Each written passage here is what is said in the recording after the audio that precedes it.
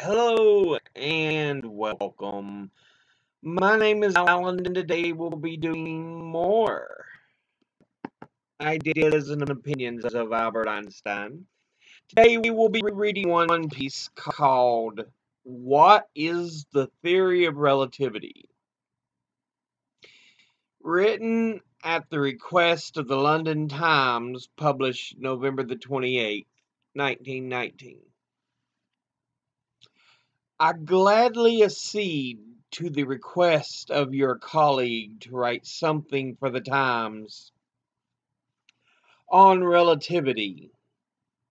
After the lamentable breakdown of the old active intercourse between men of learning, I welcome this opportunity of expressing my feelings of joy and gratitude toward the astronomers and physicists of England.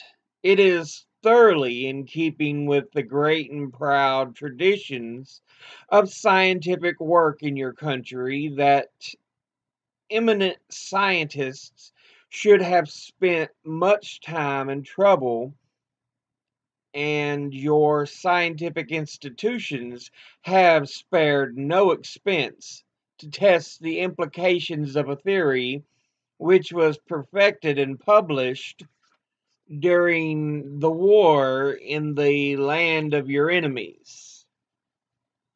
Even though the investigation of the influence of the gravitational field of the sun on light rays is a purely objective matter, I cannot forbear to express my personal thanks to my English colleagues for their work. For without it, I could hardly have lived to see the most important implication of my theory tested. We can distinguish various kinds of theories in physics. Most of them are constructive.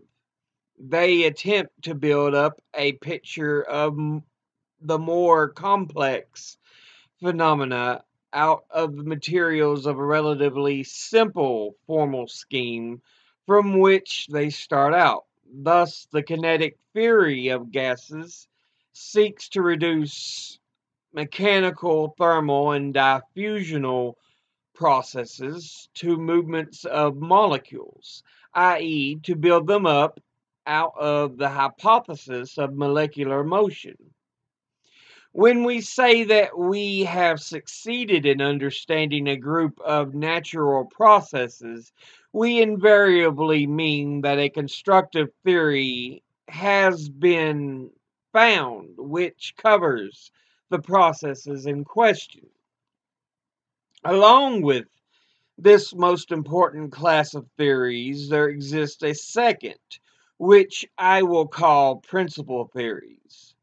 These employ the analytic, not the synthetic, method.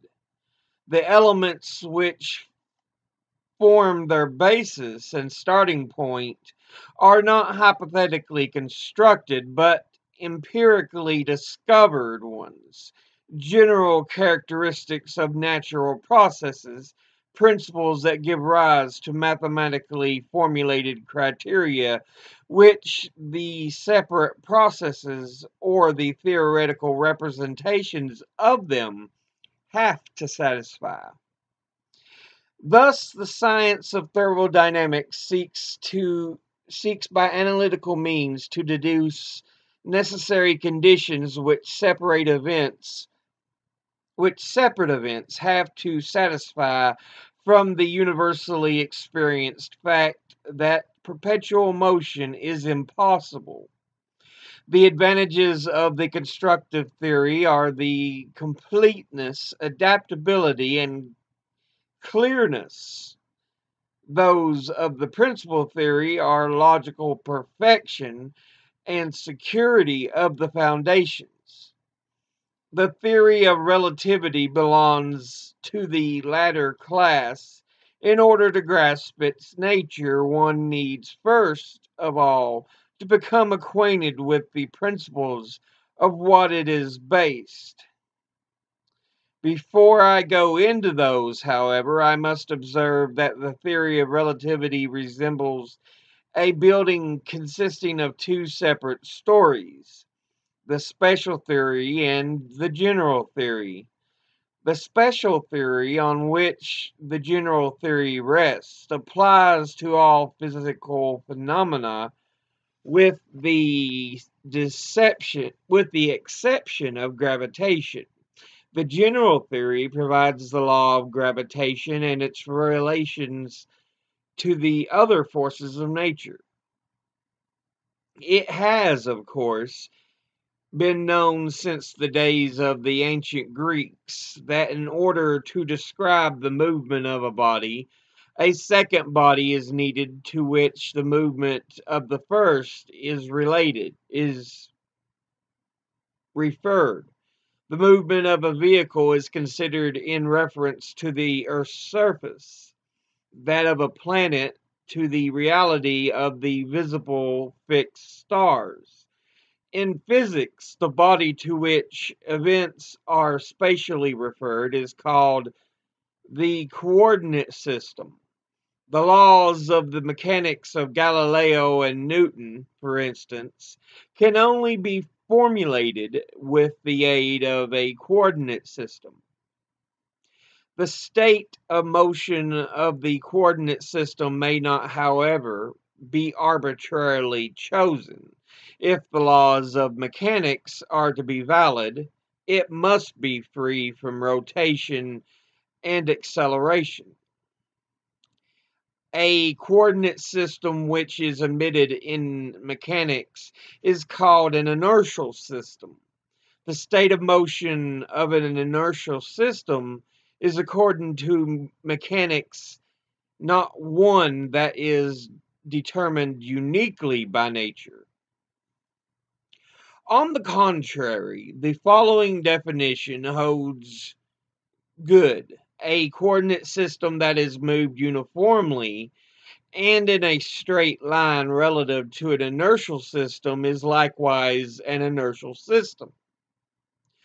By the special principle of relativity, it is meant the generalization of this definition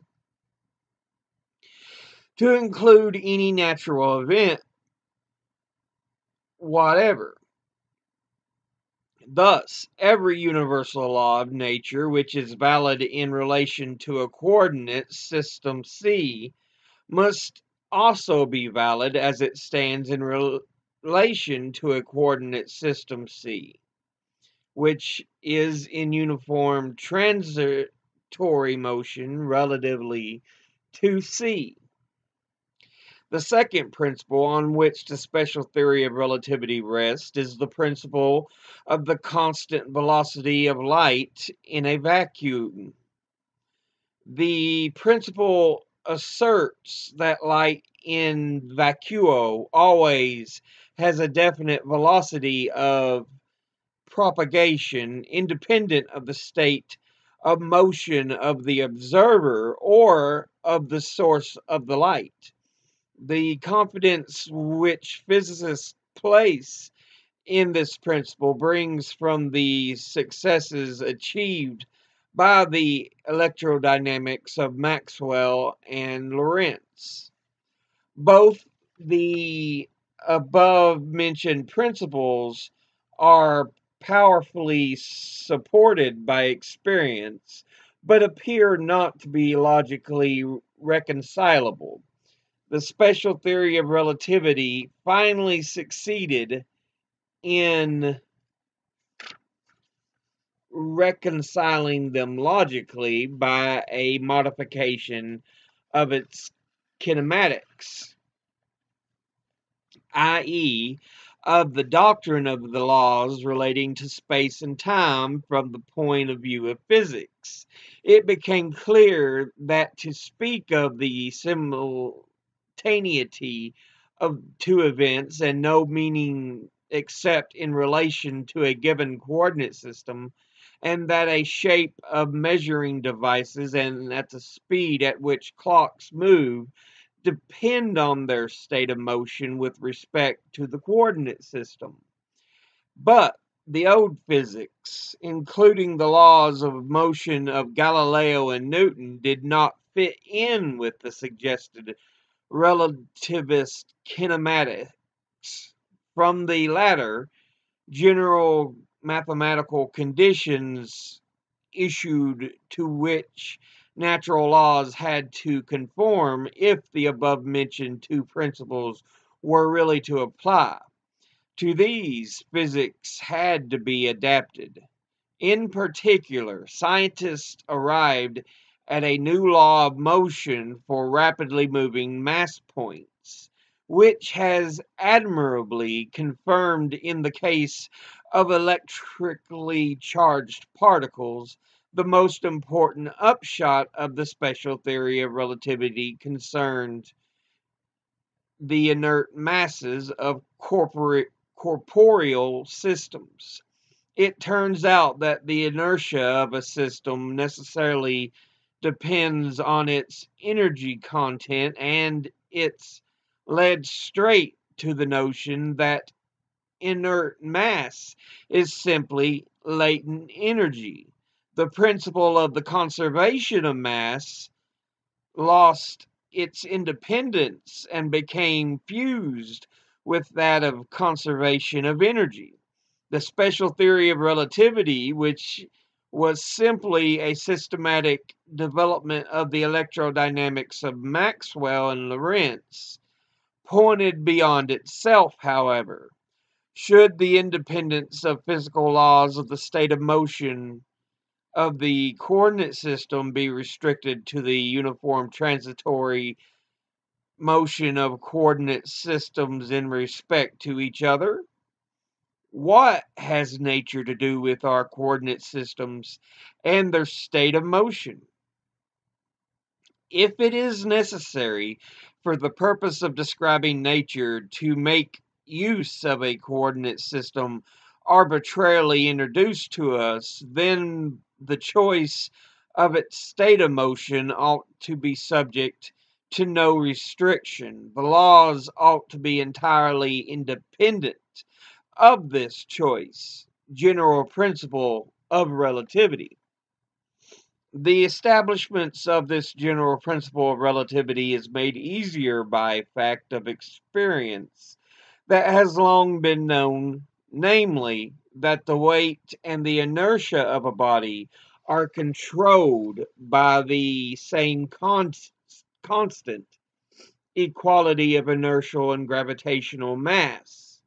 Imagine a coordinate system which is rotating uniformly with respect to an inertial system in the Newtonian manner. The centrifugal forces which manifest themselves in relation to this system must, according to Newton's teaching, be regarded as effects of inertia. But these centrifugal forces are exactly like the forces of gravity, proportional to the masses of the bodies. Ought it not to be possible in this case to regard the coordinate system as stationary and the centrifugal forces as gravitational forces? This seems the obvious view, but classical mechanics forbid it. This hasty consideration suggests that a general theory of relativity must supply the laws of gravitation, and the consistent following up of the idea has justified our hopes. But the path was thornier than one might suppose, because it demanded the abandonment of Euclidean geometry. This is to say, the laws according to which solid bodies may be arranged in space do not completely accord with the spatial laws attributed to bodies by Euclidean geometry. This is what we mean when we talk of the curvature of space. The fundamental concepts of the straight line the plane, etc., thereby lose their precise significance in physics. In the general theory of relativity, the doctrine of space and time, or kinematics, no longer figures as a fundamental independent of the rest of physics. The geometrical behavior of bodies and the motion of clocks rather depend on gravitational fields, which in their turn are produced by matter. The new theory of gravitation diverges considerably as regards principles from Newton's theory, but its practical results agree so nearly with those of Newton's theory that it is difficult to find criteria for distinguishing them which are accessible to experience. Such have been discovered so far. 1. In the revolution of the ellipses of the planetary orbits found round the sun, confirmed in the case of Mercury. 2. In the curving of light rays by the action of gravitational fields, confirmed by the English photographs of eclipses. 3. In the displacement of the spectral lines toward the red and of the spectrum in the case of light transmitted to us from stars of considerable magnitude, unconfirmed so far. The chief attraction of the theory lies in its logical completeness. If a single one of the conclusions drawn from it proves wrong, it must be given up. To modify it without destroying the whole structure seems to be impossible. Let no one suppose, however, that the mighty work of Newton can really be superseded by this or any other theory. His great and lucid ideas will retain their unique significance for all time as the foundation of our whole modern conceptual structure in this sphere of natural philosophy. Note, some of the statements in your paper concerning my life and person owe their origin to the lively imagination of the writer. Here is yet another application of the principle of relativity for the delectation of the reader. Today I am described in Germany as a German savant, and in England as a Swiss Jew. Should it ever be my fate to be represented as a bête noire, I should, on the contrary, become a Swiss Jew for the Germans and a German savant for the English. So, yeah, Einstein explaining his ideas of relativity, the theories of relativity, the general theory, and I forgot what he said, but the other one was. But yeah, he talks about how this theory of relativity works in its connection between energy and mass. It does a lot of focus on gravitational fields and how it kind of doesn't necessarily mesh with Newtonian physics. So, yeah. But that will be all for this episode. As always, educate thyself, think, read, study, learn. Someone tries to tell you something you have trouble believing, ask them to cite their sources. I'll see you all in the next video. Until then, later.